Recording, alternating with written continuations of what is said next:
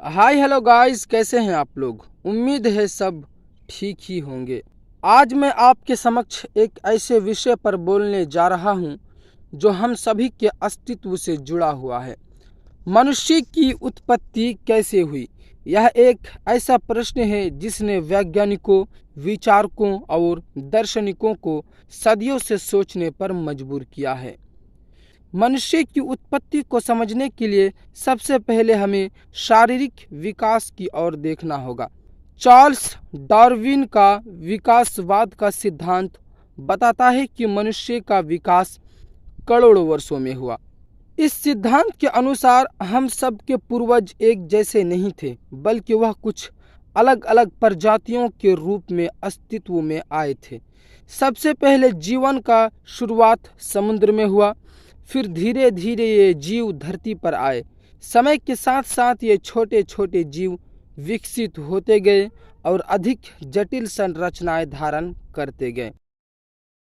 मानव प्रजाति का सबसे नज़दीकी रिश्तेदार है होमो सैपियंस, लेकिन इससे पहले होमो हैबिलियस, होमो इरेक्टस और निएंडरथल जैसे प्रजातियां भी रही हैं। विकास के इस लंबी यात्रा में हमारे पूर्वज बंदर जैसे जीव थे, जो धीरे धीरे अपनी बुद्धिमत्ता और शारीरिक संरचना में परिवर्तन के साथ आज के आधुनिक मनुष्यों में परिवर्तित हो गए। शारीरिक विकास के साथ साथ मनुष्य ने अपने समाज और संस्कृति का भी विकास किया। आग जलाने की कला, औजार बनाने की तकनीकी और भाषा का विकास, ये सब कुछ मनुष्य की उत्पत्ति की कहानी का हिस्सा है। जब मनुष्य ने खेती करना सीखा तो उसने अस्थायी निवास बनाना शुरू किया और यहीं से सभ्यता की शुरुआत हुई। विज्ञान के साथ साथ विभिन्न धर्मों और संस्कृतियों में भी मनुष्य की उत्पत्ति को लेकर अपनी अपनी मान्यताएं हैं। हिंदू धर्म में मनुष्य की उत्पत्ति को लेकर कहा जाता है कि ब्रह्मा ने चारों वर्णों की रचना की। इसी प्रकार ईसाई धर्म में भी कहा जाता है कि भगवान ने आदम और ईव को धरती पर भेजा। इन धार्मिक कथाओं में वैज्ञानिक तथ्यों की बजाय आध्यात्मिक और नैतिक संदेश होते हैं।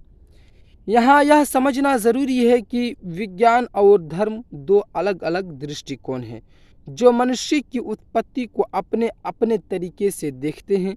विज्ञान हमें तथ्य और प्रमाण देता है, जबकि धर्म हमें जीवन जीने की प्रेरणा और मार्गदर्शन देता है।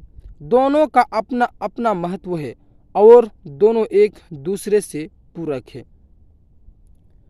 अंत में ये कहना उचित होगा कि मनुष्य की उत्पत्ति की कहानी एक बहुत ही जटिल और विस्तृत प्रक्रिया है।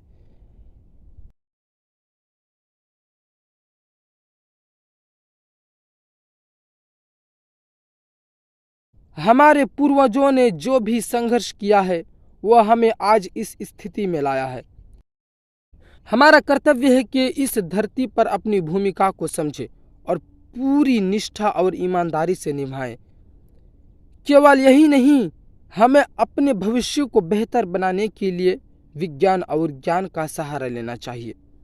धन्यवाद।